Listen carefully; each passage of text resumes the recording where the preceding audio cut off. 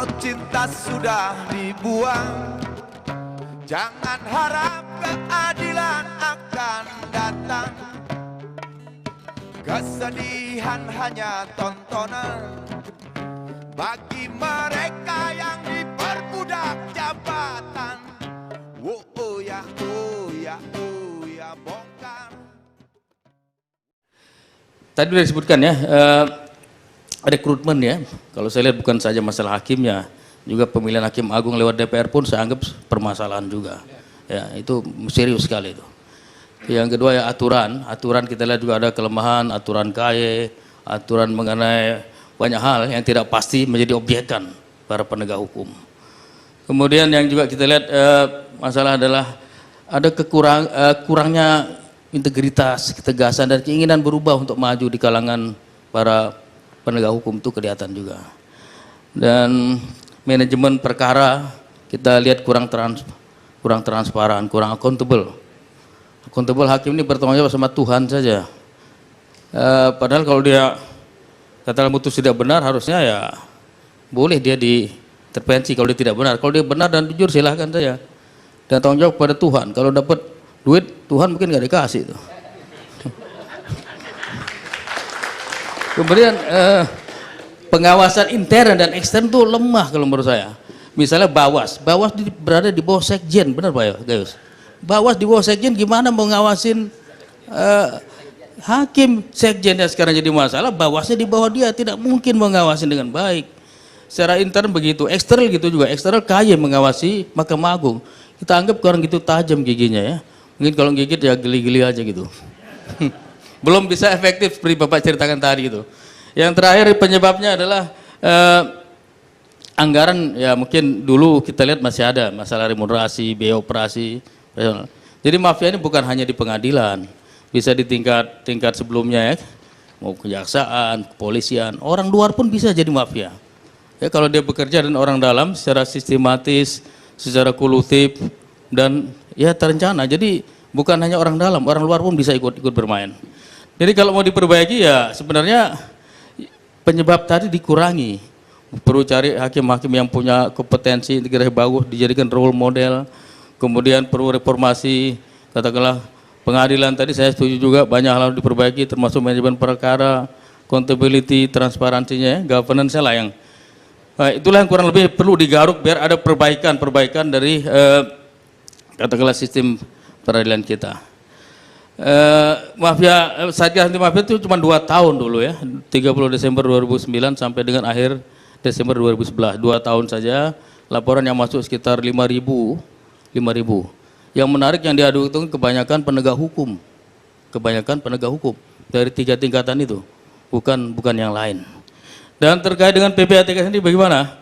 Ya kalau beroperasinya mafia ini dengan tunai susah terdeteksi. Karena kelemahan sistem anti pencucian uang adalah kalau dia tunai, terputus paper trailnya, uang tunai itu tidak ada namanya, tidak ada catatan, tidak ada jejaknya. Sehingga seringkali suap itu tunai. Tapi kan saldonya diam-diam meningkat. Nah, kemudian setelah kita dalami kemudian kita bisa lihat katakanlah transaksi ataupun rekeningnya ya dari orang-orang yang didalami. Katakanlah transaksinya tunai kemudian nggak bisa ketahuan oleh PPATK. Kalau sudah misalnya tertangkap tangan misalnya, kita lihat dari mana uangnya ya, mungkin dilihat ikatannya, atau setelah dia menyetor kemana, kok duitnya banyak, baru dikaitkan sama profil pekerjaan dia. Gajinya berapa, lifestyle-nya bagaimana, ada lifestyle analysis. Kalau memang gajinya kecil, tahu-tahu income-nya besar, asetnya banyak, tidak bisa dijelaskan secara wajar, ini ada sesuatu yang mencurigakan. Mungkin banyak sekali gratifikasi yang diterima oleh yang bersangkutan. Gitu. Jadi sebenarnya dengan melihat lifestyle tadi, dengan melihat ketidakseimbangan antara income dengan aset tadi, seharusnya sudah dugaan kuat, ini ada gratifikasi yang tidak pernah dilaporkan dan tidak pernah dibuktikan oleh yang bersangkutan. Jadi lewat sistem jarang mereka lakukan operasi-operasi mafia seperti ini ya, kebanyakan tunai tadi. Sehingga harus bekerja sama dengan penegak hukum kalau mau mendalami.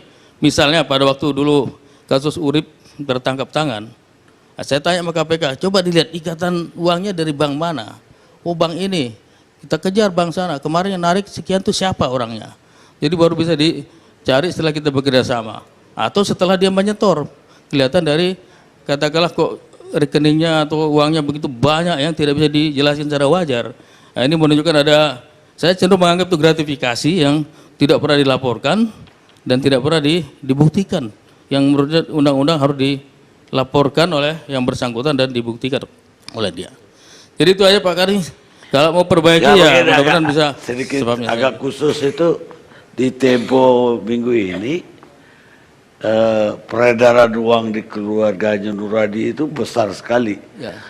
Bahkan istrinya pun bisa 2 miliar sebulan. Nah, waktu zaman Pak Yunus di PPATK kok mencurigakan itu. Untuk zaman saya kelihatan belum terdeteksi, mungkin setelah saya. Setelah saya mungkin ada, dan memang disinilah perlunya ada undang-undang pembatasan transaksi tunai supaya bukan saja untuk keuntungan bagi perekonomian lebih efisien, juga untuk mencegah suap-suap tadi. Jadi perlu ada pembatasan transaksi tunai ya untuk mencegah ini sebenarnya gitu. Saya kira itu aja Pak Kari. Baik, Pak Gayus, negara kita itu check and balance. Maksudnya para mafia ada pengusaha kotor menuliskan ceknya, pejabat pemerintah dan politisi meningkatkan balance-nya di bank. Kata Steve Allen loh, bukan saya. Steve Allen, aktor Amerika. Kita rehat saja.